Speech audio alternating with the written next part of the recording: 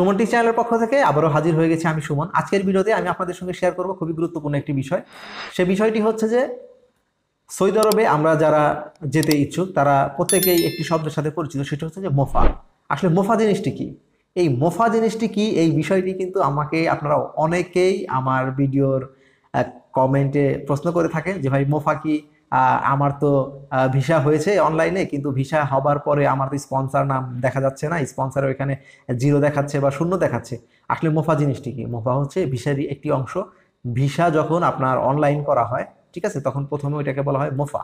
আর যখন মোফা হয়ে থাকে তখন ওই মোফার ওইখানে আপনার যে ভিসা যখন অনলাইন করা হয় তখন আপনার স্পন্সর নাম আসে না।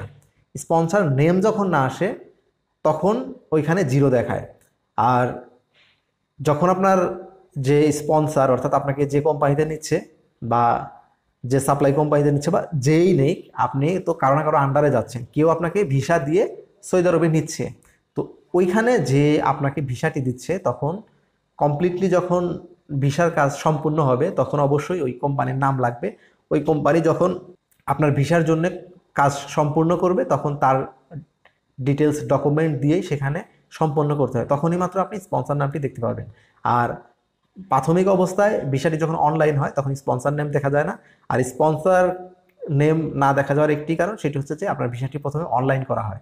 আর আপনারা যে বিষয়টি জানতে চান সেটা হচ্ছে যে মোফা মোফা ভিসা একই জিনিস।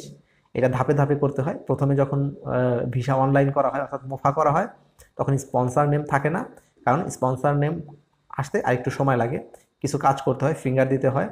ফিঙ্গার হয়ে যাওয়ার পরে আপনার স্পন্সর নেমটি চলে আসে, অর্থাৎ ভিসার কাজটি কমপ্লিট হয়ে যায়। আশা করছি মোফা কি, মোফা কি জন্যে, কি আশা বিষয়ে সবকিছু আপনারা বুঝতে পেরেছেন। ভালো থাকবেন, সুস্থ থাকবেন, আবারও দেখা হবে কোনো একটি নতুন ভিডিওতে।